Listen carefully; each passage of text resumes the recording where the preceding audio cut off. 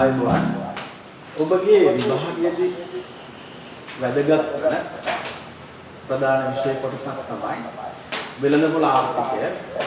ඒ වෙළඳපොළ ආර්ථිකය තුල තියෙන උපරිම මිල, අවම මිල, සහතික මිල ප්‍රතිපත්තිය, නිෂ්පාදකයන්ගෙන් බදු අය කිරීම, නිෂ්පාදකයන් සහනාධාර ලබා දීම කියන මාතෘකා කොටස් වල වෙළඳපොළ රජයේ මැදිහත් වීම නිසා ඇතිවන සුබ සාධක ප්‍රතිවිපාකය විග්‍රහ කිරීම අපි ආරම්භ කරනවා දැන්. එතකොට මේ සුබ සාධක ප්‍රතිවිපාක විග්‍රහ කිරීම විභාගයේදී ඔබගේ ප්‍රශ්න පත්‍රය තුළ ලකුණු ලබා ගැනීම සඳහා මහත් පිටුවහලක් වෙනවා. ඒ නිසා මේ ටික හරියට විභාගයට යන්න පෙර හැම දරුවෙක්ටම පුළුවන් වෙනවා. අභ්‍යාස කරද්දී අනිවාර්යෙන් ප්‍රශ්න කරද්දී අනිවාර්යයෙන්ම වැදගත් වෙන කොටසක් තමයි මේ සුබ සාධක ප්‍රතිවිපාක කියන කොටස. අපි උපරිම මිලෙන් ආරම්භ කළා නිෂ්පාදන සහනාධාර වලින් මේක අවසන් කරමු. හොඳයි. අපි සාකච්ඡාව ආරම්භ කරමු. වෙළඳපොලේ ඉල්ලුම් සැපීම. මේ බලන්න උපරිම මිල සීමා නියම කිරීම. උපරිම මිල සීමා නියම කිරීම. එතකොටදී මෙයා නිර්වචනයක් ඔබ දැනගත යුතුයි. යම් භාණ්ඩයක් වෙළඳපොලේ විකිණිය හැකි වැඩිම මිල රජය විසින් නීතිය නියම කිරීම උපරිම මිල සීමා නියම කිරීම ලෙස හඳුන්වනවා. මොකක්ද? කිසියම් භාණ්ඩයක් වෙළඳපොලේ විකිණිය හැකි වැඩිම මිල රජය විසින් නීතිය නියම කිරීම උපරිම මිල නියම කිරීම ලෙස හඳුන්වනවා. පාරිභෝගිකයන් ආරක්ෂා කිරීමේ අරමුණින් රජය මේ උපරිම මිල ප්‍රතිපත්තිය ක්‍රියාවක් කරනවා. අපි මෙතනදී උපරිම මිලේ නිර්වචනය දැනගන්න ඕන. ඒ වගේම උපරිම මිල නිසා පිළිවන ආර්ථික ප්‍රතිවිපාක පිළිබඳව දැනගන්නත් ඕන. එතකොට උපරිම මිල නිසා වෙළඳපොලේ ඇති වෙනවා භාණ්ඩ හිඟයක්, එහෙම නැත්නම් අදිල්ලුමක්. ඒ අදිල්ලුම හේතු කොටගෙන ආර්ථිකය තුල විවිධ අකාර්යක්ෂමතා කරනවා. හොඳයි. අපි ඒව කෙරෙහි වැඩි අවධානය යොමු කරන්නේ නැහැ. මේ උපරිම මිලේ සුබ සාධක ප්‍රතිවිපාක ගැන අවධානය යොමු කරමු. අපි මෙන්න නම් සුබ සාධක ප්‍රතිවිපාක ගැන කතා කරමු. පටන් ගන්නවා. උපරිම මිලක් පනවන්නේ, උපරිම මිලක් රජයේ විසින් නීතියෙන් පනවන්නේ මෙන්න මේ ආකාරයට ඉල්ලුම් බලවේගය හා සැපයුම් බලවේගය මගින් වෙළඳපොලේ තීරණය වී ඇති සමතුලිත මිල තුලින් මෙන්න මේ වෙළඳපොලේ තීරණය වෙලා තියෙන සමතුලිත මිල තුලින් පාරිභෝගිකයාට අවාසියක් වෙනවයි කියලා රජය හිතුවොත් රජය මේ වෙළඳපොළට මැදිහත් වෙලා මේ භාණ්ඩයේ විකිණිය හැකි වැඩිම මිල නීතිය නියම කරනවා. මේ රජය මේ භාණ්ඩයේ විකිණිය හැකි වැඩිම මිල P1 කියලා නියම කරා. මේක උපරිම මිල සීමාව. උපරිම මිල සීමාව.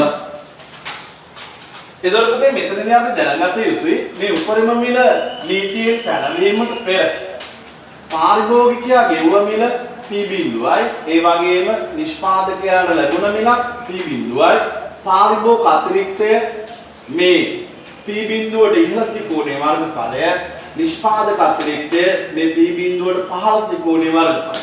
මෙන්න මේ දැක්වෙන්නේ පාරිභෝගික අතිරික්තය, මෙන්න මේ දැක්වෙන්නේ නිෂ්පාදක අතිරික්තය. එතකොට රජයේ වෙළඳපොළට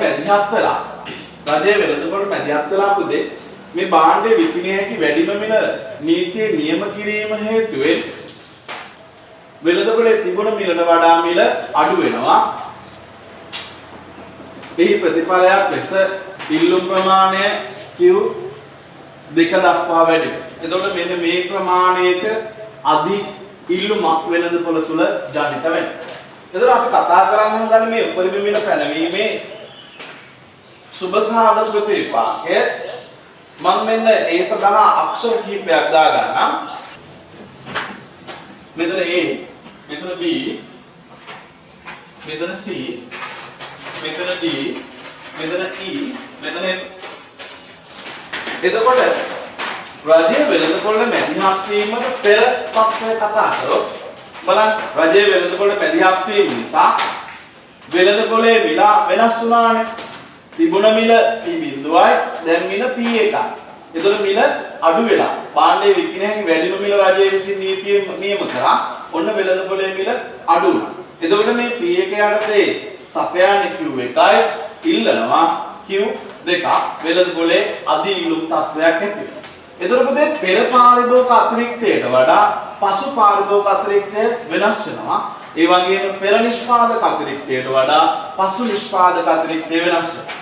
මේ බලන්න පෙර පාරිභෝගික අතිරික්තය ගත්තොත් උපරිම මිල නියම කිරීමට පෙර පාරිභෝගික අතිරික්තය ගත්තොත් මේ P බිඳුව මිලට ඉහළ ත්‍රිකෝණයේ වර්ගඵලයනේ. එතකොට මෙන්න මේ ත්‍රිකෝණයේ වර්ගඵලය ABE පෙර නිෂ්පාදක අතිරික්තය මෙන්න මේ ත්‍රිකෝණයේ වර්ගඵලය ඒ කිව්වේ CDF. පසුව රජයේ වෙළඳපොළ මැදිහත් වීම නිසා පාරිභෝගිකයා ගෙවන මිල P1 දක්වා අඩු වුණා. නිෂ්පාදකයාට ලැබෙන මිලත් P1 දක්වා අඩු වෙනවා. එහි ප්‍රතිඵලයක් ලෙස මේ උපරිම මිලෙන් පස්සේ වෙළඳපොළ සපයන්නේ පුතේ Q1යිනේ. එතකොට මෙන්න මේ මට්ටමේ ඉඳන් තමයි අපි ආර්ථික අතිරික්තය එහෙම නැත්නම් පාරිභෝගික අතිරික්තය සහ නිෂ්පාදක අතිරික්තය අපි ගණන් බැලිය යුත්තේ මෙන්න මේ Q1 මට්ටමේ ඉඳන්. මොකද මේ ප්‍රමාණයෙන් දැන් වෙළඳපොලේ සපයන්නේ.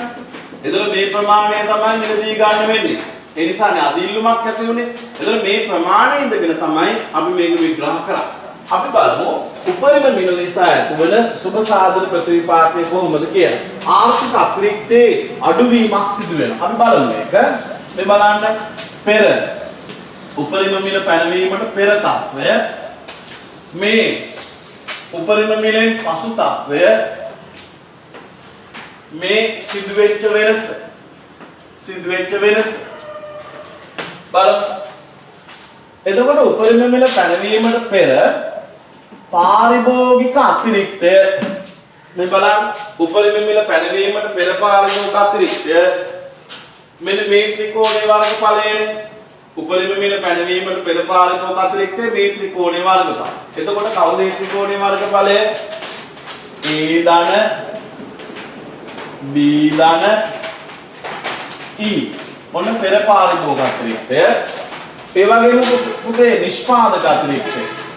අපි බලමු උපරිම මිල පැනවීමට පෙර වෙළඳපොලේ තිබුණේ කීය මිලක්ද? P බිඳුව මිලක්. P බිඳුව මිලට පහළ ත්‍රිකෝණයේ වර්ගඵලය වෙන්නේ CDF. CDF මෙන්න මම ලියනවා C ධන D ධන F. එතකොට පුතේ සමස්ත සුබ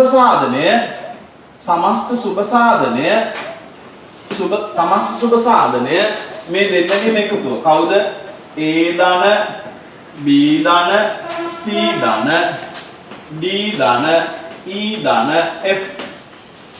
අර බලන්න ආර්ථික අතිරික්තය කියන්නේ මේකමයි. බලන්න පෙර පාරිභෝගික අතිරික්තය ABE පෙර නිෂ්පාදක අතිරික්තය CDF. එතකොට මෙන්න මේ කොටසේ වර්ගඵලයනේ ආර්ථික අතිරික්තය වෙන්නේ පාරිභෝගික අතිරික්තය දර නිෂ්පාදක අතිරික්තය. එතකොට පසුව පාරිභෝගිකයා ගෙවනවා P1 මිලක් වෙළඳපොළ. එතකොට P1 මිලට ඉහළ මේ ප්‍රමාණය යනතේ Q1 ප්‍රමාණය යනතේ P1 මිලට ඉහළ කොටසේ වර්ගඵලය පාරිභෝගික අතිරික්තය. මෙන්න මේ ටික පුතේ පසු පාරිභෝගික අතිරික්තය. උපරිම මිලට පසු පාරිභෝගික අතිරික්තය. මෙන්න මේ ටික විතරක් ඉතුරු වෙනවා පසු නිෂ්පාදක අතිරික්තයට. ඔක බලමු ඔක ලියමු. එතකොට පසු පාරිභෝගික අතිරික්තය කොච්චරද? A ධන B ධන C. නිෂ්පාදක අතිරික්තය මේ බලන්න අඩු වුණා. කවුරු දක්වාද? පෙර තිබ්බ C D F කියලා කොටසක්. දැන් තියෙන D විතරයි. මෙන්න ලියනවා D. එතකොට මේ සමස්ත සාධනයේ මේ දෙන්නගේ එකතුව A ධන B ධන C ධන D. එතකොට අපි බලමු සිදුවෙච්ච වෙනස. A තිබුණා, A කියලා කොටසක් තිබුණා, ඒක තියෙනවා. B කියලා එකක් තිබුණා, ඒකක් තියෙනවා. E කියලා කොටසක් තිබුණා, ඒක දැන් නෑ. මෙතන E නෑනේ. එතකොට E කියන ප්‍රමාණයෙන් පාරිභෝගික අතිරික්තය අඩු වෙලා මේ කොටස පෙර මෙන්න මේ කොටස මේ E කියන කොටස පෙර පාරිභෝගික අතිරික්තයට අයිති වෙලා තිබුණ කොටස දැන් ඒක පාරිභෝගිකයෙන් අහිමි වෙලා එතකොට E කියන ප්‍රමාණයෙන් මේ බලන්න E කියන ප්‍රමාණයෙන් පාරිභෝගික අතිරික්තය අඩු වෙනවා. ඒ වගේම අලුතෙන් C කියලා කොටසක් එකතු වෙනවා. මෙන්න එකතු වුණා C. බලන්න සිදුවෙච්ච වෙනස හරිද කියලා පැහැදිලිව බලන්න දරුවනේ. හොඳට බලන්න. පෙර AB E කියලා තිබිච්ච පාරිභෝගික අතිරික්තය පසු AB C වුණා. එතකොට E කියන කොටස නැති වෙලා ගියා. අලුතෙන් එකතු වුණා C කියලා කෑල්ලක්. මෙන්න E කියන කොටස අයින් වෙලා ගියා. අලුතෙන් එකතු වුණා C කියලා කෑල්ලක්. ඒ වගේම බලමු නිෂ්පාදක අතිරික්තය.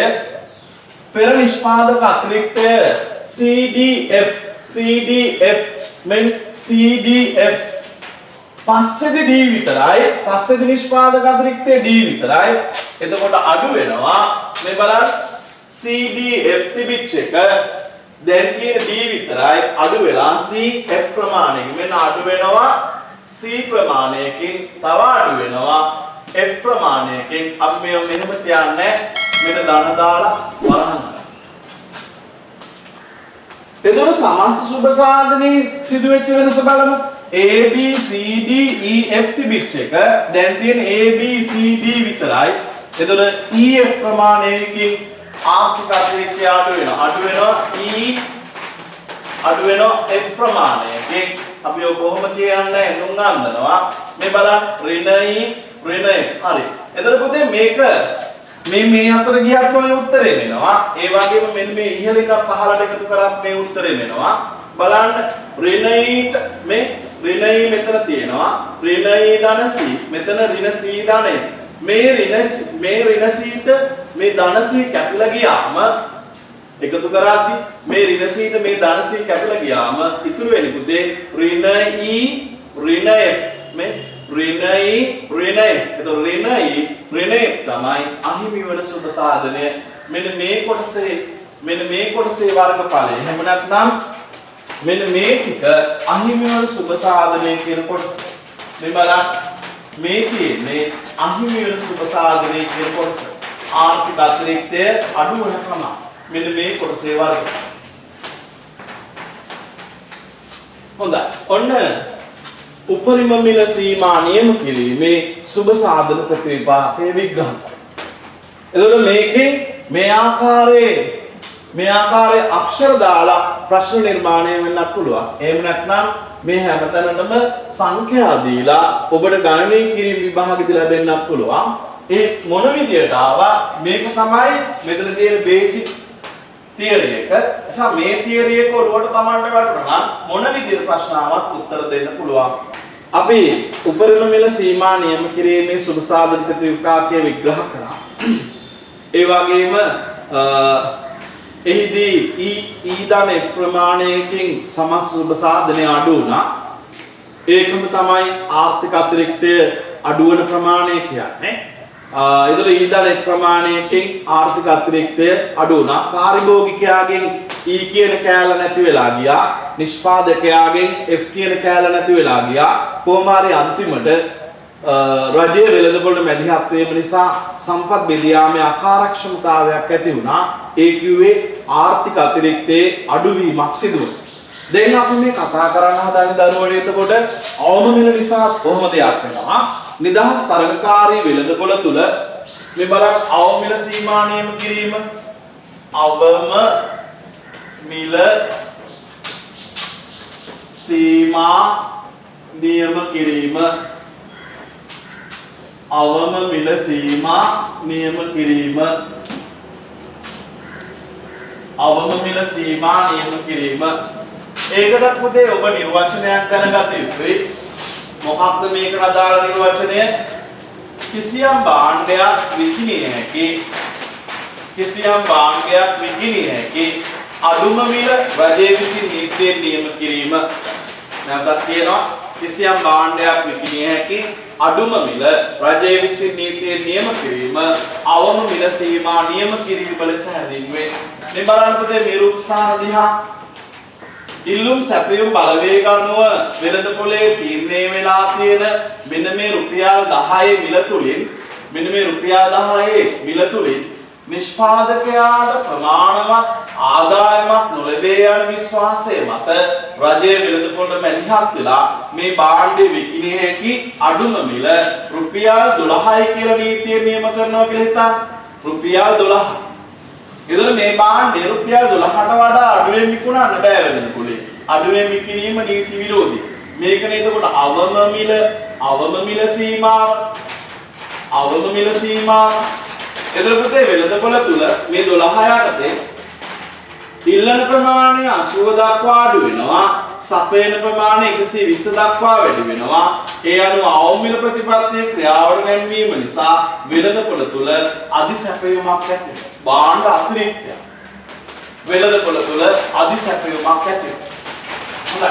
අපි දැන් විග්‍රහ කරන්න යන්නේ මෙන්න මේ අවම මිල සීමා නියම කිරීමේ සුබ සාධන ප්‍රතිපාක්‍ය අවම මිල සීමා නියම කිරීමේ සුබ සාධන ප්‍රතිපාක්‍ය බලමු. හරි ලේසි. බලමු.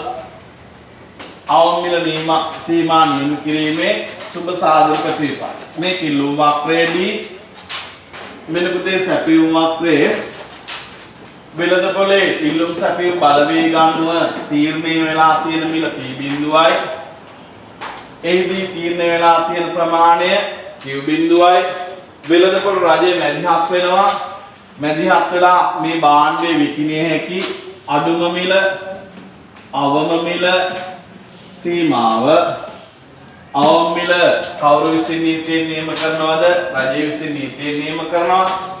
එහිදී මේ බලන්න මේ මිල යටතේ ඉල්ලුම් ප්‍රමාණය මෙන්න තියෙනවා Q1යි, සපයන ප්‍රමාණය Q2යි. වෙළඳපොළ තුල මෙන්න මේ ප්‍රමාණය අධි සැපයුම් තත්වයක් ඇති වෙනවා. අපි අකුරු ටිකක් දාගමු ඔකටත් අර විදිහටම. මෙතන A B C D E F. එතකොට මේ අවම මිල යටතේ මේ බලන්න අවම මිල යටතේ රජයේ වෙළඳපොළ මැදිහත් වෙලා P1ක අවම මිලක් නීතියේ නියම කිරීම හේතුවෙන් ඉල්ලන්නේ Q1යි.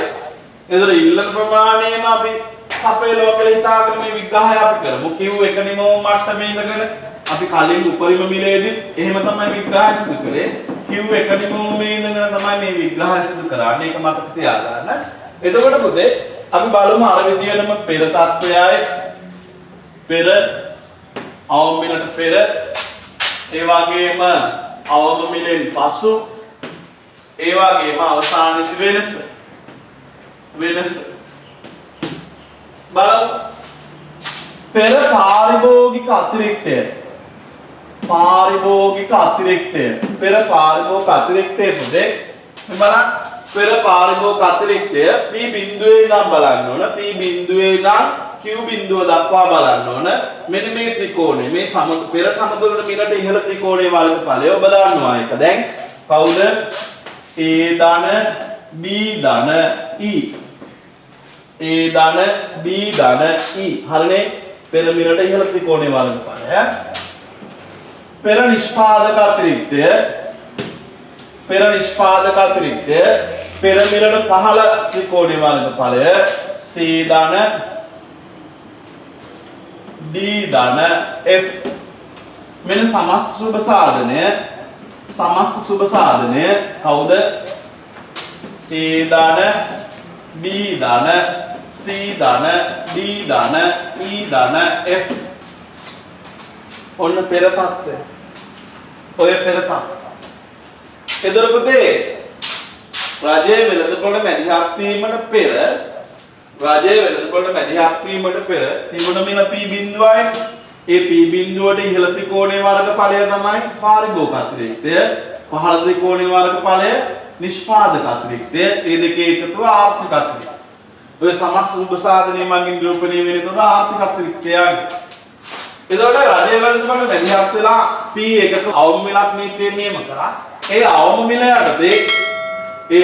යටතේ පාරිභෝගිකයාට ගෙවීමට සිදු වෙනවා P1 මිල. කලින් මිලට වඩා වැඩි මිලක් පාරිභෝගිකයාට දැන් ගෙවන්න වෙනවා. එතකොට පුතේ පාරිභෝගිකයා ගෙවන මිලට ඉහළ ත්‍රිකෝණයේ වර්ගඵලය තමයි පාරිභෝගික අතිරික්තය.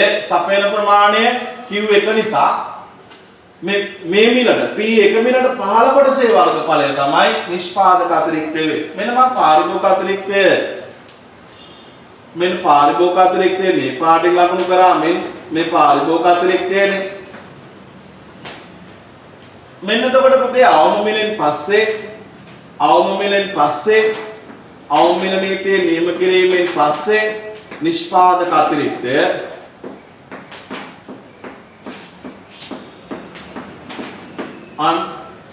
අවම මිල නීතිය නියම කරාට පස්සේද නිෂ්පාදක අතිරික්තය අපි ලියමුක. පසු පාරිභෝගික අතිරික්තය කවුද? A විතරයි.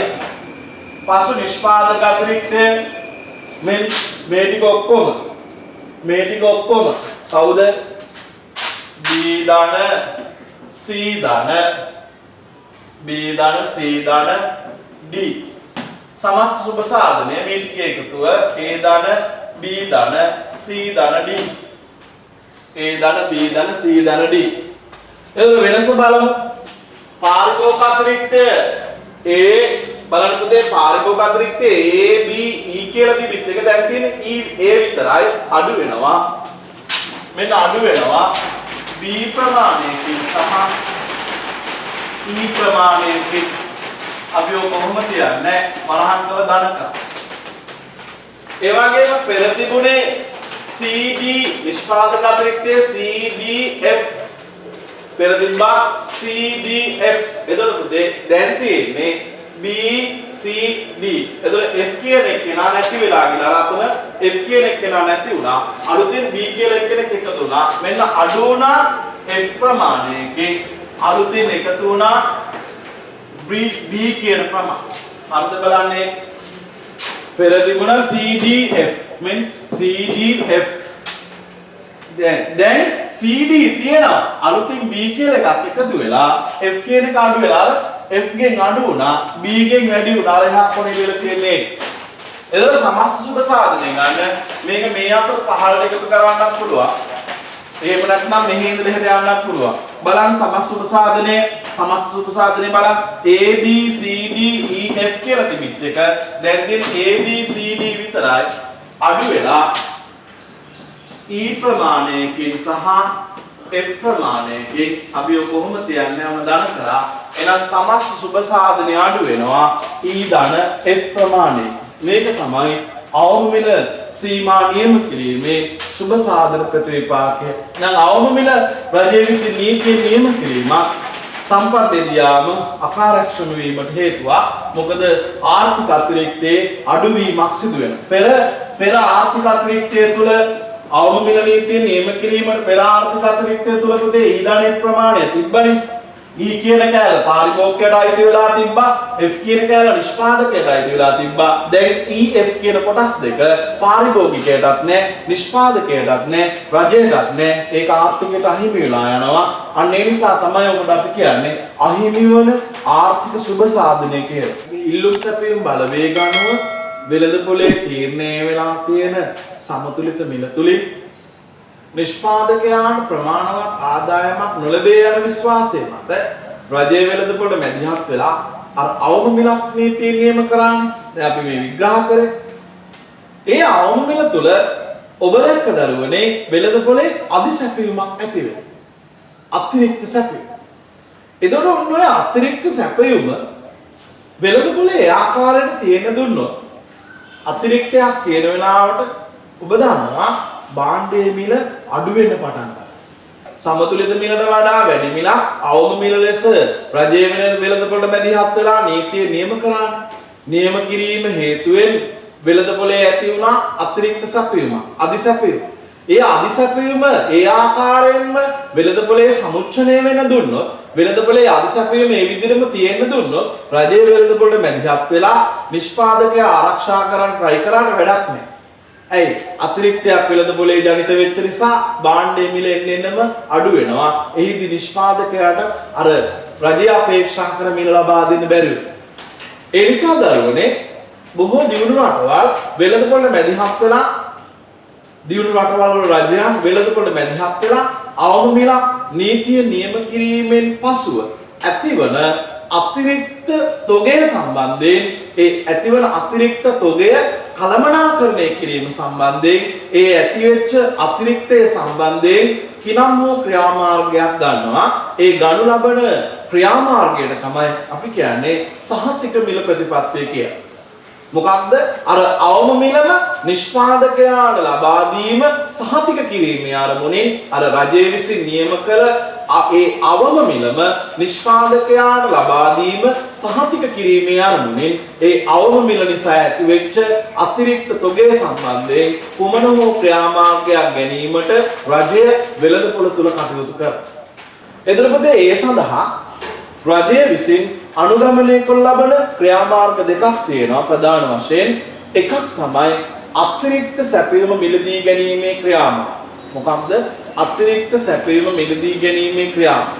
එහිදී රජය කරන්නේ පුතේ අතිරික්ත සැපයීම මිලදී ගැනීමේ ක්‍රියාමාර්ගය තුල රජය කරන්නේ රජයේ වෙළඳපොළට බැඳිහත් වෙලා අවම මිලක් නියම කරලා ඒ අවම මිල නියම කරාට පස්සේදී වෙළඳපොළේ ඇතිවෙන අධිසැපයීම රජය විසින් වෙළඳපොළට මැදිහත් වෙලා මිලදී ගන්න.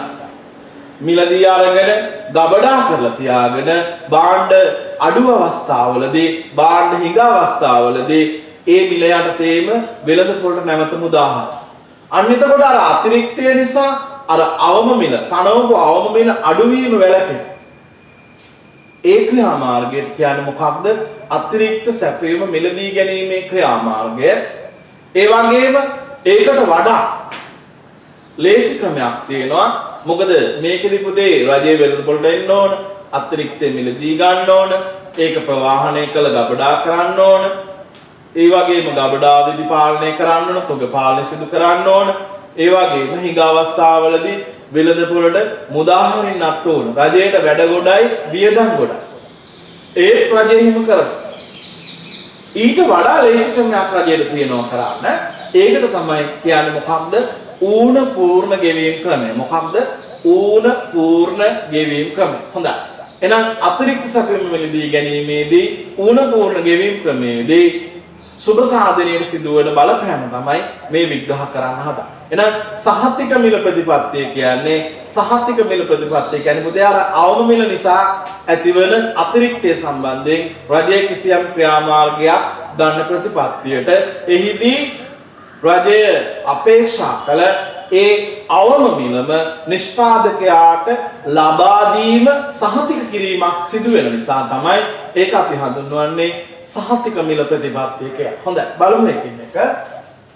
එහෙනම් අවම මිලක් නියම කිරීමෙන් පසු අවම මිලක් නීතියේ නියම කිරීමෙන් පසුව අතිරික්තයක් ඇති වෙනව වෙළඳපොලේ. ඒ අතිරික්තය කළමනාකරණය කිරීම සම්බන්ධයෙන්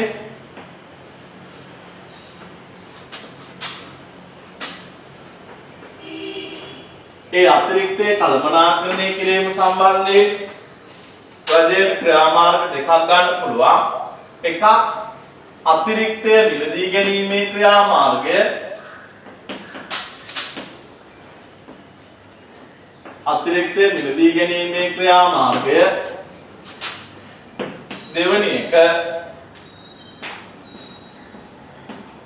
ඌණ පූර්ණ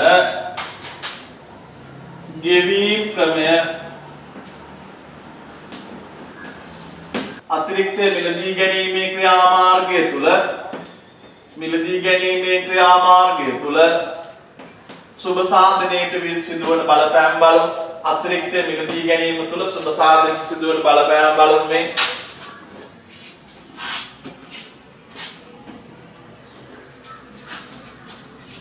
මේ ඉල්ලුම් වක්‍රය B මෙන්න සැපයුම් වක්‍රය S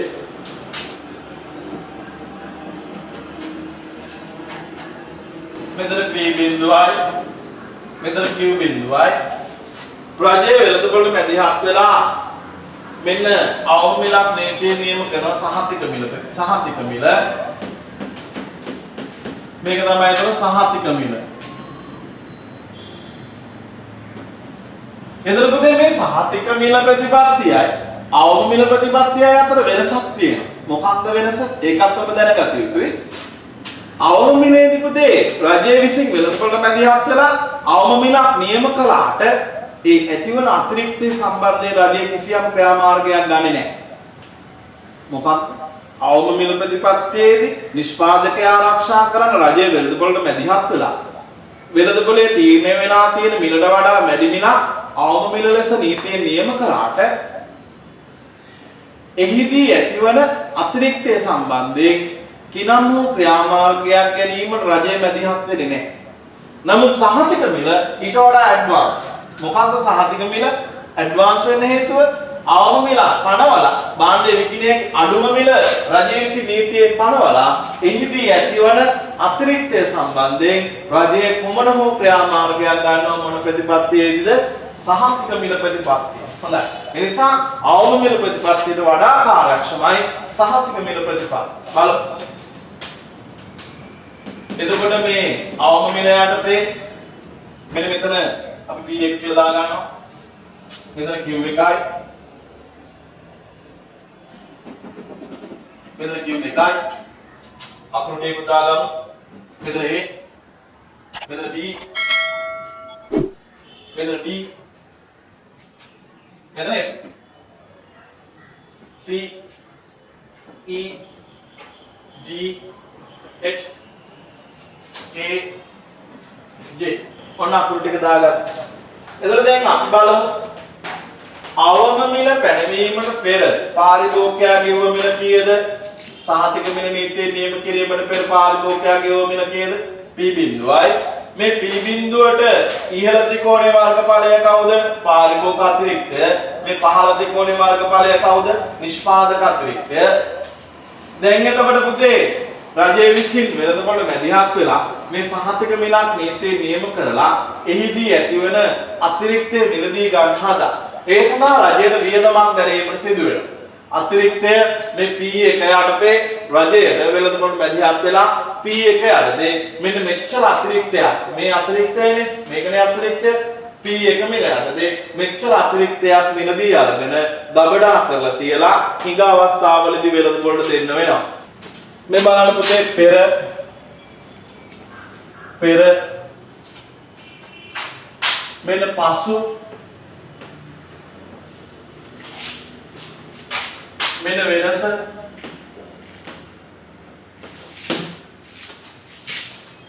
බලමු පාරිභෝගික අතිරික්තය පෙර බලන්න පුතේ පෙර පාරිභෝගික අතිරික්තය පෙර මිල මේකනේ ඒකට ඉහළ ත්‍රිකෝණේ වර්ගඵලය පෙර මිල ඔය ත්‍රිකෝණේ වර්ගඵලය කවුද? A ධන B ධන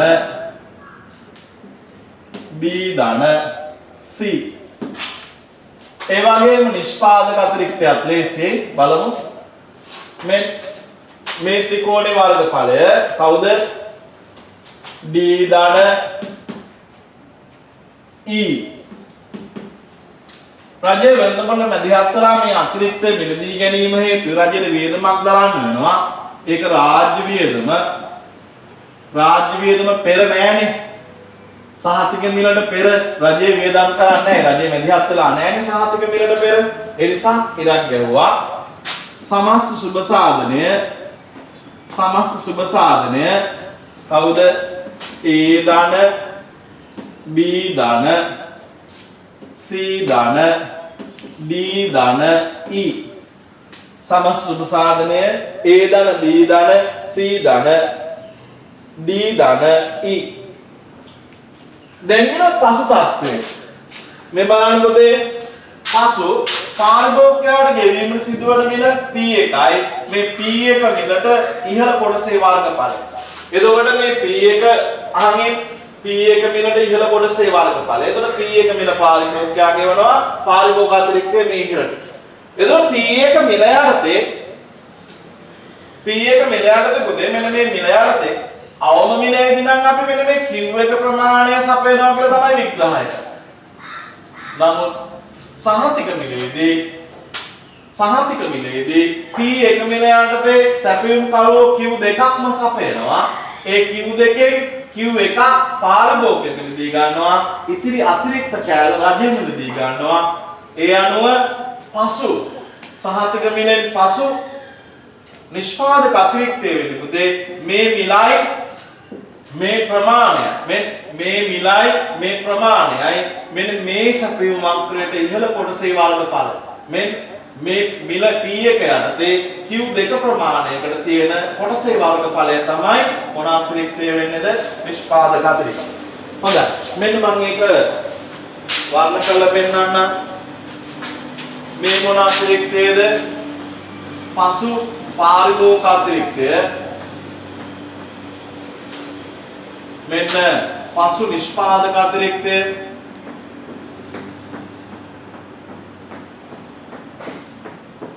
ඔය තියෙන පුතේ පසු නිෂ්පාදක අතිරික්තය. ඔන් පසු නිෂ්පාදක අතිරික්තය. පසු පාරිභෝගික අතිරික්තය ඒ විතරයි. ඒ විතරයි. එතකොට පුතේ පසු නිෂ්පාදක අතිරික්තය ලොකු වෙලා වැඩි වෙලා B පෙර තිබ්බේ D විතරයි. දැන් BC J ප්‍රමාණයකින් වැඩි වෙලා B C D E J මෙන්න මම ලියුවා B ධන C ධන D ධන E ධන B C D E J අර බලන්න B C D E J යම් දරුවෙකුට මේ මත ලියන්න පුළුවන් B C J D E කියලා. එහෙනම් D E B C J කොහොම ලියුවත් මේ ත්‍රිකෝණය ලියවලා නම් ඇති. එතන පසුව බලන්න පුතේ රජයේ වෙළඳපොළ මැදිහත් වුණාට පසුව රජයට මේ P1 මිල යනදී මෙන්න මේ අතිරික්ත සැපෙන් මිලදී ගන්න වෙනවා. අතිරික්තය මිලදී ගැනීම සඳහා රජයට දැරීම සිදුවන වියදම මම අඳුර කරා මේ විදියට. ඔය අතිරික්තය මිලදී ගැනීම සඳහා රජයට දැරීම සිදුවන වියදම තමයි මේ තියෙන්නේ. අතිරික්තය මිලදී ගැනීම සඳහා වන රජයේ වියදම අපි එකතු වෙමු. C ධන E ධන C ධන E ධන මෙන්න මම ලියනවා C ධන E ධන G ධන H ධන K ධන J ඔන්න අතිරික්තය මිලදී ගැනීම සඳහා රජයේ වියදම මේ කොටසේ වර්ගඵලයනේ. කවුද? C ධන E ධන G ධන H ධන K ධන J. ඒක රජයේ වියදම අපි ඒ නිසා ඍණ කරා එක ඍණ නොකරත් හිතලා හදන්න පුළුවන්. මේ ටික පහළ එකතු කරාට තියෙන සමස් සුබ සාධනය ගන්න. A කැපෙන්නේ එකක් නෑ. මෙන්න මේ C ට මේ C කැපෙනවා. මෙයා ඍණ C මෙයා ධන C. E ට E කැපෙනවා. එතකොට G ට කැපෙන්නේ එකක් නෑ. J ට තියෙනවා මේ J. ඔන්න කැපුණා. තව බලන්න කැපෙන දේවල් තියෙනවද කියලා. A ට කැපෙන්නේ එකක් නෑ. B ට කැපෙන්නේ එකක් නෑ. C කැපුණා. D ට කැපෙන්න අකුරක් නෑ. D නෑ. E කැපුණා. J කැපුණා. එතකොට ඉතුරු වෙන ධනේම අපි ලියමු. A ඉතුරු වෙනවා. A ධන B ඉතුරු වෙනවා. A B D D ඉතුරු වෙනවා. අඩු වෙනවා. වෙන වලින් ඉතුරු වෙනවා කවුද? G ධන H H ධන K G ධන H ධන K. එතකොට බලමු වෙනස. පෙර A B C තිබුණ එක දැන් තියෙන්නේ A විතරයි පාරිභෝගික අතිරික්තය අඩු වෙලා B ධන C ප්‍රමාණය. මෙන්න අඩු වෙලා B ධන C ප්‍රමාණය. හරිනේ? A B C තිබිච්ච එක දැන් තියෙන්නේ A විතරයි අඩු වෙලා B ධන C ප්‍රමාණය. ඊට පස්සේ පෙර තිබ්බා නිෂ්පාදක අතිරික්තය. පෙර තිබ්බ නිෂ්පාදක අතිරික්තය කොච්චරද?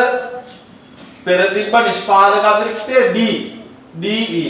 පස්සේ DC පස්සේ BC DE J කියලා වැඩි වුණා. එතකොට DE විතරයි පෙර තිබ්බේ. මෙන්න මේ දෙන්න විතරයි පෙර තිබ්බේ. වැඩි වෙලා BC J ප්‍රමාණය. මෙන්න වැඩි වෙනවා BC J ප්‍රමාණය. BC J ප්‍රමාණය. අපි මෙයා මෙහෙමම ලියනවා C දාන වෙනස C දාන E දාන G දාන H දාන K දාන J බලමු සුළු කරන්න. මේ දාන B ට ඍණ B කැපිලා යනවා. මේ පාඩ එකතු කරමු මේ දාන B ඍණ B සුළු වෙනවනේ මේ C ට මේ C කැපිලා යනවා.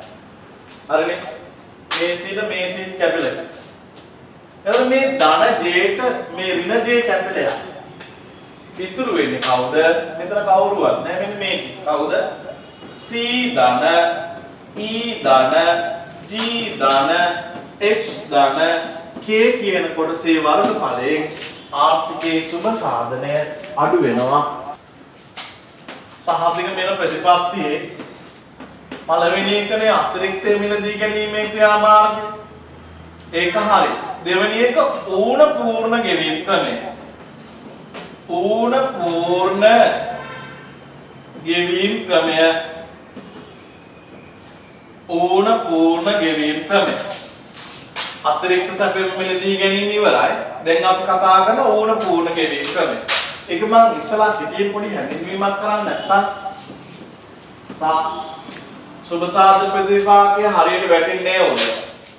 මේ බලන්න ඉල්ලුම් සැපයුම් බලවේග අනුව භාණ්ඩයේ මිල තීරණය වෙලා තිබ්බා.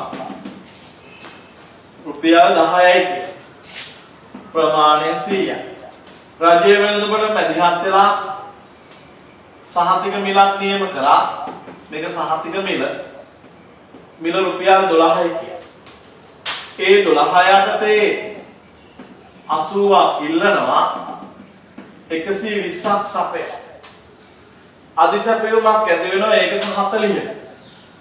රජය මෙතනදී පුතේ අධිසැපයුම මිලදී ගන්නේ නැහැ. ඒක රජයට වියදම් අධික වැඩක්. අමාරුයි. ඊට වඩා ලේසි මේක.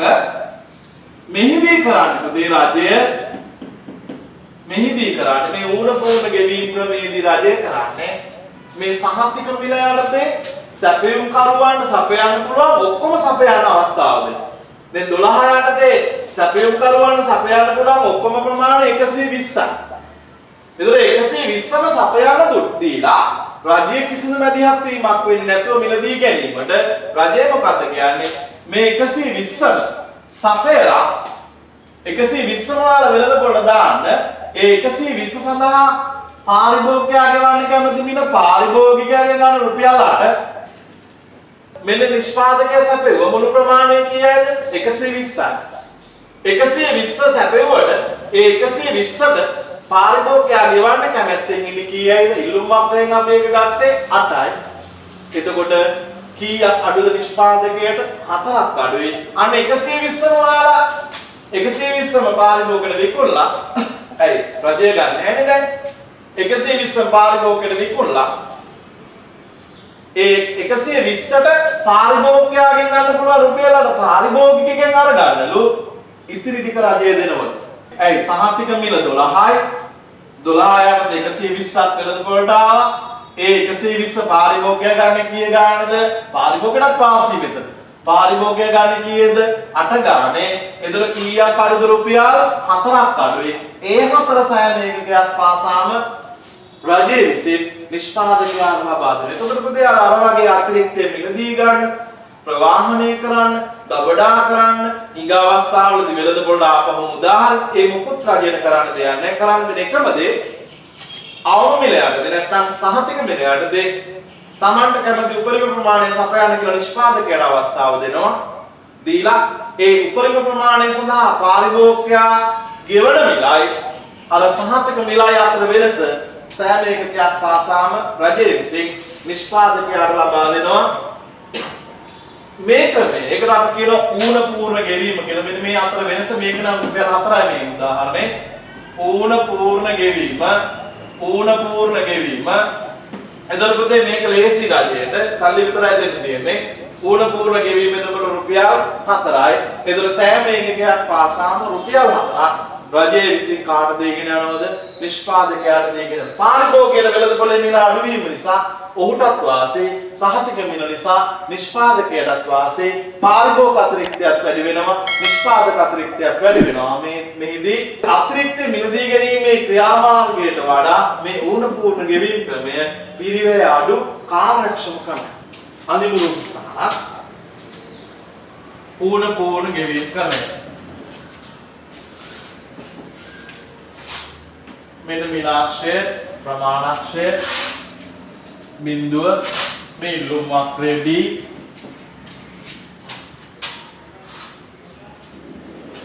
සැපයුම් වක්‍රය S, P බිඳුවයි, Q බිඳුවයි. මෙන්න P එකක සහතික මිල,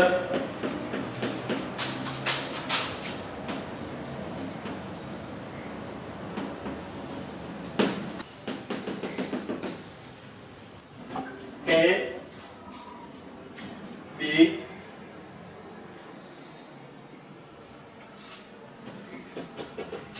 C, D. मतलब P देखो मिला A, B, C, D.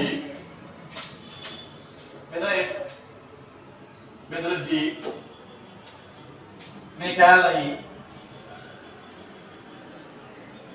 में क्या नहीं, මේක K මේක J. සුබ සාධක ප්‍රතිපාක්‍ය බලමු. අර විදියටම ගමු පෙර පසු වෙනස. අර විදියටම මෙන්න පෙර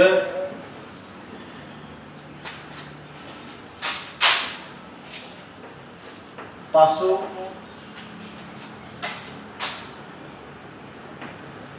වෙනස. පෙර පාරිභෝගික අතිරික්තය මේ පාරිභෝගිකයාගේ වන P බිඳුවයිනේ. P බිඳුව ඉහළ ත්‍රිකෝණයේ වර්ගඵල.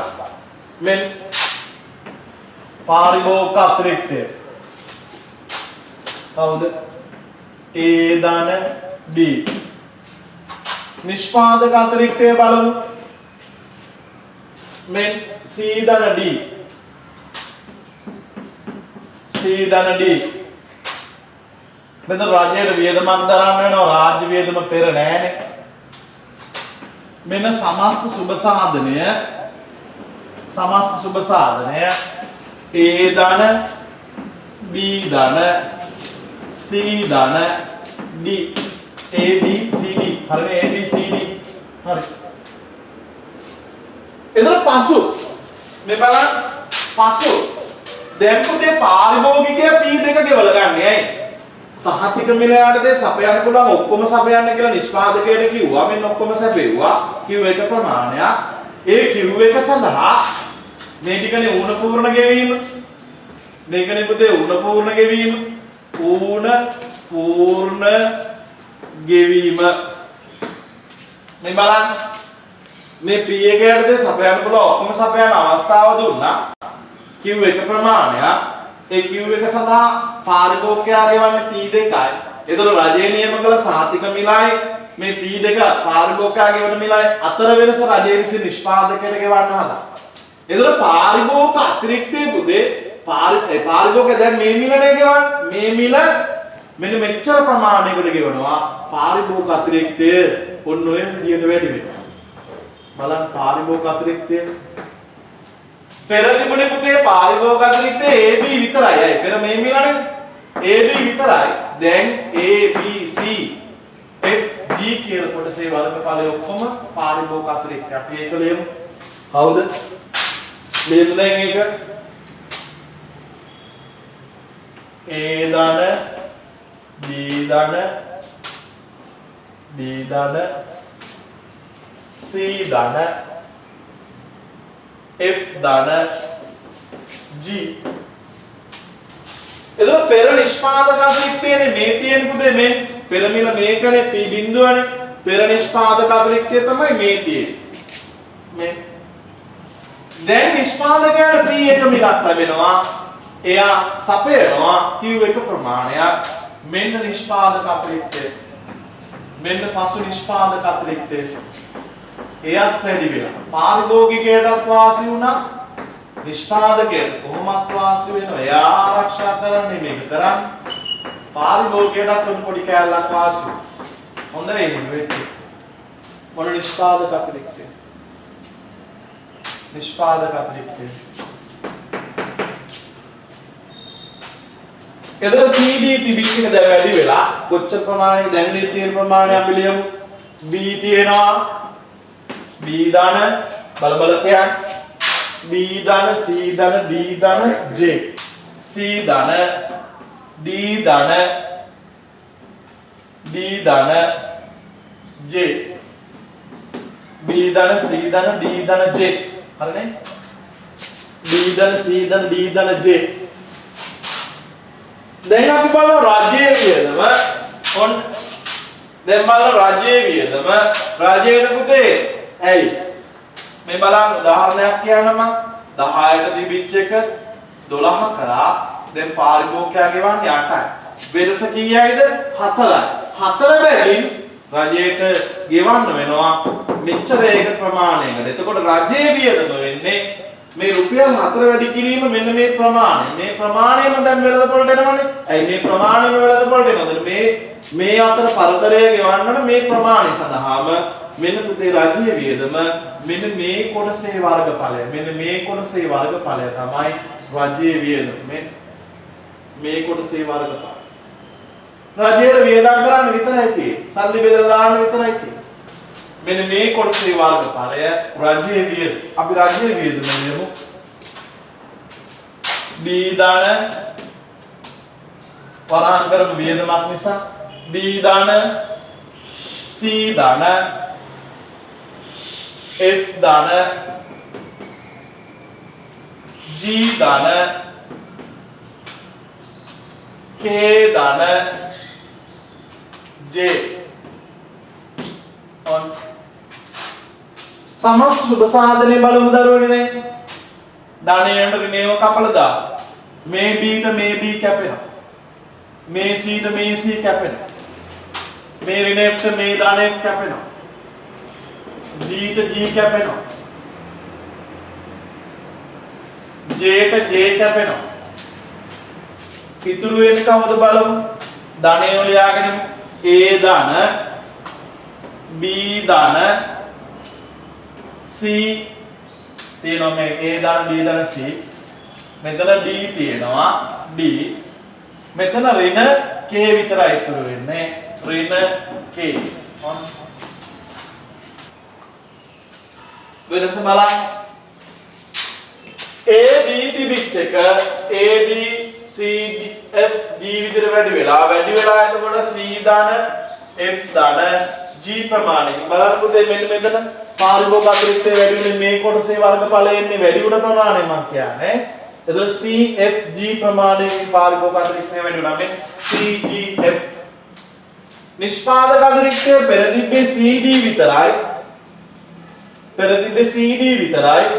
දැන් B C D J කියලා B J ප්‍රමාණයකින් වැඩි වෙලා B J ප්‍රමාණයකින් වැඩි වෙලා බලන්න CD තිබිච්ච එක B C D J වෙලා CD තිබුණේ මේ දෙන්න විතරයි තිබ්බේ වැඩි වෙලා B ධන J ප්‍රමාණය රාජ්‍ය වියදම මේ විදිහටම ලියනවා මේ B ධන C ධන F ධන G ධන K ධන J on රාජ්‍ය වියදම ධනය වල ඍණයව කපලා දාමු මේ F ට F කැපෙනවා G ට G කැපෙනවා B ට B කැපෙනවා J ට J කැපෙනවා ඉතුරු වෙන්නේ ඍණ K මෙන්න අහිමි වන සුබ සාධක ඍණ K මෙන්න මෙයා විතරයි පුතේ පාරිභෝගිකයටත් නෑ නිෂ්පාදකයටත් නෑ රජයටත් නෑ අහිමි වන සුබ සාධක මෙන්න මේ K කියන කොටසේ වර්ගඵලය නිෂ්පාදකයන්ගේ බදු අය කිරීමේදී ඇතිවන සුබ සාධක ප්‍රතිවිපාක නිෂ්පාදකයන්ගෙන් බදු අය කිරීම නිෂ්පාදකයන්ගෙන් බදු අය කිරීම දැන් බලමු මේ විදියමයි ඊට වඩා සරලයි බදු සහ සහනාදාය වලදී සුභ සාධක ප්‍රතිපාක්‍ය විග්‍රහය අපි ඔය දැන් අන්තිමට විග්‍රහ කර ක්‍රම දෙකට වඩා පහසුයි. මේ බලන්න මේ මිලාක්ෂය ප්‍රමාණාක්ෂය මෙන්න නිෂ්පාදකින්ගෙන් බදු අය කිරීම පෙර ඉල්ලුම් වක්‍රය පෙර සැපයුම් වක්‍රය මෙන්න තියෙන මිල සමතුලිත මිල p බිඳුවයි ප්‍රමාණය q බිඳුවයි බද්දක් හේතුවෙන් රජ නිෂ්පාදකින්ගෙන් බදු අය කිරීම හේතුවෙන් එහෙම නැත්නම් බද්දක් හේතුවෙන් සැපයුම් වක්‍රය බද්දේ ප්‍රමාණයෙන්ම වමට විතනොත් බද්ද හේතුවෙන් සැපයුම් වක්‍රය බද්දේ ප්‍රමාණයෙන්ම වමට විතනවා ඔය විතන් කරා ඊතලයක් දැන් විතන් කරා කියලා පේනවා මෙන්න බද්දෙන් පස්සේ මිල p1ක් වෙනවා පාරිභෝගිකයාගේ වනේ p1ක් වෙනවා ප්‍රමාණය q1ක් වෙනවා බද්දේ ප්‍රමාණය වෙන්නේ මේ සැපයුම් වක්‍ර දෙක අතර සිරස් දුර මේ සැපයුම් වක්‍ර දෙක අතර සිරස් දුර මෙතන මම p2යි කියලා මම අකුරු දානවා a b මේ කෑල්ල d මේ කෑල්ල c d මේක e මේක f බලන්න අකුරු ටික මේ කෑල්ල a b c d e f බලමු සුභ සාධක ප්‍රතිපාකයේ අර විදියමයි පෙර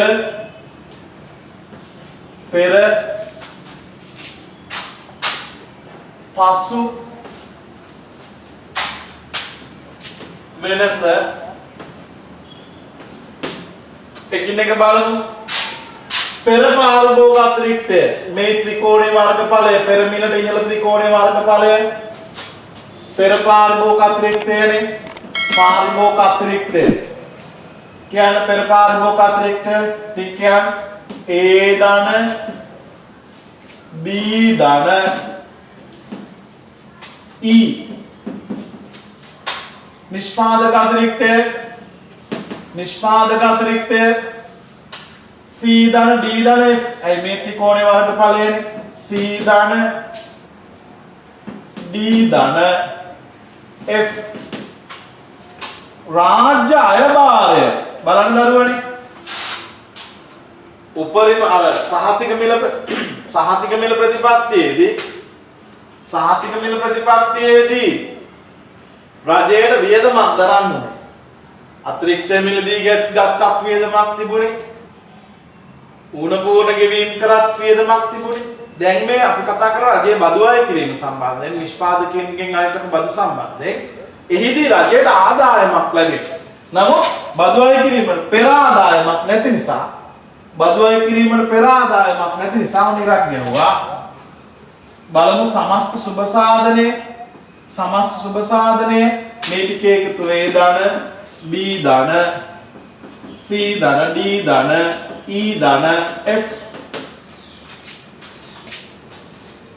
එතන බදු අය කිරීමෙන් පසුව පාරිභෝගිකයා ගෙවන මිල p1 බලන්න බදු අය කිරීමෙන් පසුව පාරිභෝගිකයා ගෙවන මිල p1 ඊට ඉහළ ත්‍රිකෝණය වර්ගඵල ඒක ලියමු පසු පාරිභෝග අතිරික්තය a විතරයි හරිනේ පසු පාරිභෝග අතිරික්තය a විතරයි මේ a විතරයිනේ දරුවනේ a විතරයි ඇයි මේ ගෙවන මිල දැන් මේකනේ ඊට ඉහළ කොටසේ වල ඒ වගේම විකුණුම්කරු ලැබෙනවා p2ක මිල බද්ධ හේතුවෙන් විකුණුම්කරු ලැබෙනවා p2ක මිල ඇයි p1 මිලද විකුණලා මේ ප්‍රමාණය රජයට බදු ගෙවුවම එයා සුද්ධ වශයෙන් ඉතුරු වෙන්නේ p2යි p2කට පහළ කොටසේ වර්ගඵලය නිෂ්පාදක අතිරික්තය එතන p2කට පහළ කොටසේ වර්ගඵලය d විතරයි නිෂ්පාදක අතිරික්තයත් අඩු වෙනවා රජයේ වියදමක් නෙවෙයි මෙතන තියෙන රජයේ බදු ආදායම රජයේ බදු ආදායම වෙන්නේ මෙන්න මේ ප්‍රමාණයක බද්දා මෙන්න මෙච්චර ගානක බද්දා මෙන්න මෙච්චර ප්‍රමාණයකට ලැබෙනවා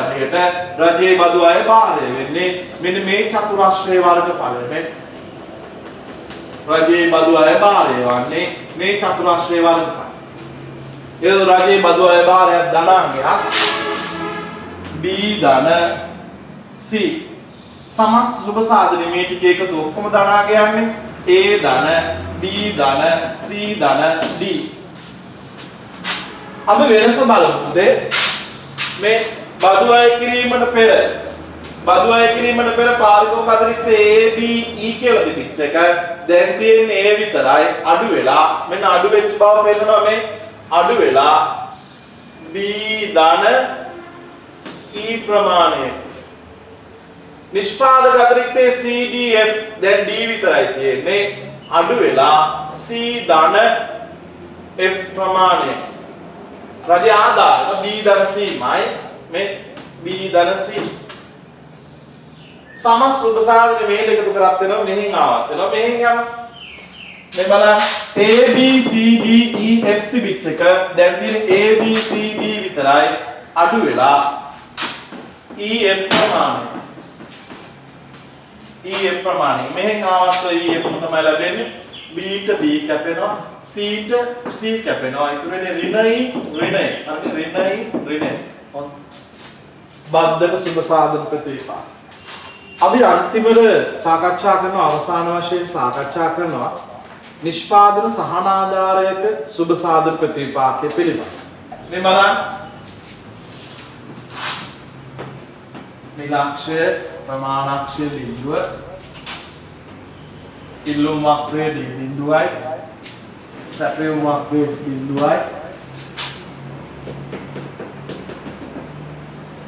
P බිඳුව බිල තිබ්බා එහිදී ප්‍රමාණය තීරණය වෙලා තිබ්බා Q බිඳුවයි රජයේ වෙළඳපොළ මැදිහත් වෙලා මේ භාණ්ඩය නිෂ්පාදනය කරන ලබන සෑම ඒකකයක් පාසාම යම් නිශ්චිත මුදල් ප්‍රමාණයක් ලබා දෙනවා අපි ඒකට කියනවා නිෂ්පාදන සහනාධාර කියලා රජයේ මැදිහත් වෙලා වෙළඳපොළට සහනාධාර ලබා දීමේ ප්‍රතිඵලයක් ලෙස සහනාධාරයේ ප්‍රමාණයෙන්ම සැපයුම් වක්‍රය දකුණට විතැන. ඔන්න දකුණට විතැන.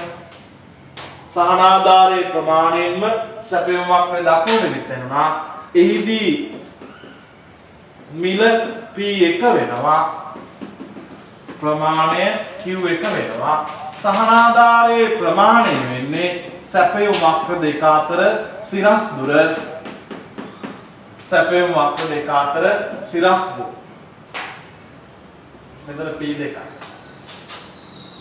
එතකොට තිබිච්ච මිල P බිඳුවයි දැන් මිල P1යි තිබුණ මිල සහනාධාරය ලබා දීමෙන් පෙර මිල P බිඳුවයි සහනාධාරය ලබා දීමෙන් පසු මිල P1යි. එතකොට සහනාධාරය ලබා දීම නිසා පාරිභෝගිකයාට ගෙවීමට සිදුවන මිල අඩු වුණා. පාරිභෝගිකයාට ගෙවීමට සිදුවන මිල අඩු වුණා කියන්නේ පාරිභෝගික අතිරික්තය වැඩි වෙනවා ඒ ප්‍රමාණයෙන්. මෙන්න මේ ප්‍රමාණයෙන් විකුණුම්කරු ගැනුම්කරු ගෙවුවේ P බිඳුවයි විකුණුම්කරු ලැබුණේ P බිඳුවයි කලින්. දැන් ගැනුම්කරු P1ක් ගෙවුවට විකුණුම්කරු P2ක් ලැබෙනවා. සහනාධාරයකුත් ලැබෙනවා. ඒ නිසා නිෂ්පාදක අතිරික්තයක් වැඩි වෙනවා. පාරිභෝගික අතිරික්තයක් වැඩි වෙනවා. අපි අකුරු ටිකක් දාගමු පැහැදිලි කරගන්න. මෙතන A B C D මෙතන E මෙතන F මෙතන G මෙතන H පෙර පසු වෙනස පාරිභෝගික අතිරික්තය පෙර P බිඳුවට ඉහළ ත්‍රිකෝණයේ වර්ගඵලය A ධන B නිෂ්පාදක අතිරික්තය P බිඳුවට පහළ ත්‍රිකෝණයේ වර්ගඵලය පෙරණි නිෂ්පාදක අතිරික්තය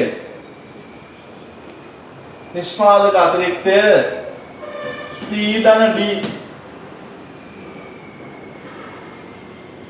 රාජ්‍ය වියදමක් ඔතන තියෙන්නේ සහනාධාර දෙනවා කියන්නේ දරුවනේ රජයට වියදම් කරන්න වෙනවනේ වෙනුවේ රාජ්‍ය වියදම පෙරනේ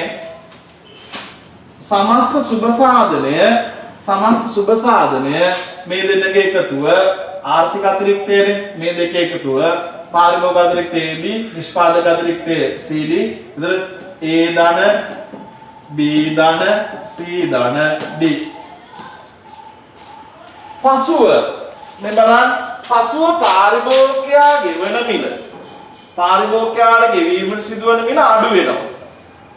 පසුව පාරිභෝගිකයාට ගෙවීමට සිදුවන මිල අඩු වෙනවා. මෙන්න මේ මිලනේ දැන් ගෙවන්නේ. පෙර P බිඳුව දැන් P1. එතකොට පාරිභෝගික අතිරික්තය මෙන්න මේ ප්‍රමාණයෙන් වැඩි වෙනවා. මෙන්න පාරිභෝගික අතිරික්තය මෙන්න මෙච්චරක් වෙනවා. මෙන්න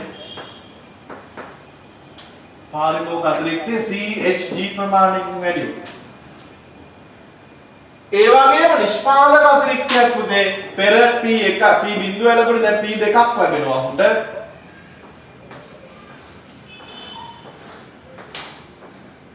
ඔය බලන්න නිෂ්පාදක අතිරික්තය. ඒතර පාරිභෝගික අතිරික්තය CHG ප්‍රමාණයකින් වැඩි වුණා. නිෂ්පාදක අතිරික්තය VE ප්‍රමාණයකින් වැඩි වුණා. ලියමු. පසු පාරිභෝගික අතිරික්තය ලියමු බලන්න මුලින් ඉඳන් A ධන B ධන C ධන H ධන G H ධන G නිෂ්පාදක අතිරික්තය B C D E B ධන C ධන D ධන E රජයට වියදම් කරන්න වෙනවා. මෙච්චර සහනාධාරයක් ලබා දෙන්න ඕනේ මේ වගේ ප්‍රමාණයක. මේ ප්‍රමාණය දැන් සපයන්නේ. එතකොට මේ උස වැඩි කරන්න ඕනේ මේ පළලේ. මෙන්න මේ පළලේ. එතකොට මේ කොටසේ වර්ගඵලය මේ කොටසේ වර්ගඵලය තමයි සහනාධාරය සඳහා වන රජයේ වියදම කියන්නේ. සහනාධාරය සඳහා වන රජයේ වියදම. අපි ලියමු එක ඍණ දාලා වියදමක් නිසා කවුද? B ධන C ධන E ධන F ධන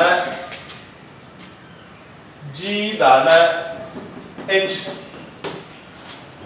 බලන්න. ධනයේ උඩ ඍණයව කපලා දාම පහළට එකතු කරමු. B ට මේ B කැපෙනවා. මේ ඍණ C ට මේ ධන C කැපෙනවා. E ට මේ E කැපෙනවා. F ට කැපෙන එකක් නැහැ. G ට මෙයා කැපෙනවා. H ට මෙයා කැපෙනවා. ඊළ උඩ ඉතුරු වෙනවා. ධන වලින් ඉතුරු වෙනවා. A ධන B ධන C ධන ABC ධන D ABCD ඍණ වලින් ඉතුරු වෙන්නේ F විතරයි. ඍණ F. අර බලන්න. අපි වෙනස බලමු මේ විදියට. AB තිබිච්ච එක වැඩි වෙලා CHG ප්‍රමාණයෙන් C ධන H ධන G ප්‍රමාණයෙන් වැඩි වෙලා පාරිභෝගික අතිරික්තය මේ C ධන H ධන G ප්‍රමාණය. නිෂ්පාදක අතිරික්තයේ CD තිබිච්ච එක BE ප්‍රමාණයෙන් වැඩි වෙලා B ධන E ප්‍රමාණය. රාජ්‍ය වියදම අපි එහෙමම ලියනවා. ඍණ B ධන C ධන E ධන F ධන G ධන H කියලා. එතන ධනයේ ඍණයව කපලා දාන්න ධන C ට ඍණ C කැපිලා ගියා. E ට E කැපිලා ගියා. G ට G කැපිලා යනවා. H ට H කැපිලා යනවා. B ට B කැපිලා යනවා. ඉතුරු වෙන්නේ ඍණ F විතරයි. ඍණ F මෙන්න පුතේ අහිමි වන සුබසාර. සහනාධාරයේ හේතුවෙන් අහිමි වන සුබසාර. F ප්‍රමාණය වර්ගඵල. මෙන්න මේ කොටසේ වර්ගඵලය තමයි සහනාධාරයේ හේතුවෙන් අහිමි වන සුබසාර. හොඳයි නම් අපි සුබසාධන ප්‍රතිවිපාකවල උපරිම මිල ප්‍රතිපත්තියේ සුබසාධන ප්‍රතිවිපාකය විග්‍රහ කරා. අවම මිල ප්‍රතිපත්තියේ සුබසාධන ප්‍රතිවිපාකය විග්‍රහ කරා. සහතික මිල ප්‍රතිපත්තියේදී සුබසාධන ප්‍රතිවිපාක දෙකක් විග්‍රහ කරා. ඒ කිව්වේ අතිරික්ත සැප මිල දී ගැනීමේ ක්‍රියාමාර්ගයේදී සහ පූර්ණ ගෙවීම් ක්‍රමයේදී ඇතිවන සුබසාධන ප්‍රතිවිපාක විග්‍රහ කරා. ඊට පස්සේදී රජය නිෂ්පාදකයන්ගෙන් බදු අය කිරීමේදී ඇතිවන සුබසාධන ප්‍රතිවිපාක විග්‍රහ කරා. ඊට අමතරව නිෂ්පාදකීන්ට සහනාධාර ලබා දීමේදී ඇතිවන සුබ සාධක ප්‍රතිවිපාක විග්‍රහ කරනවා. එහෙනම් ඔබට ඔබගේ විෂය තුළ තියෙන සුබ සාධක ප්‍රතිවිපාක විග්‍රහ කිරීම වල කොටස් ටික ඔක්කොම උතන තියෙනවා. පිළිවෙලට මම මුලින්ම ආගමම කරා. බොහෝ දරුවන්ට ඒක වැදගත් වෙයි. සහභාගී වෙච්ච හැමෝම එකෙන් යමක් වලට දාගන්න නැති. හරියට ওই ටික ඔළුවේ තියෙනවා නම් විභාගෙදී එන ප්‍රශ්න වලදී බය වෙන දෙයක් නැහැ.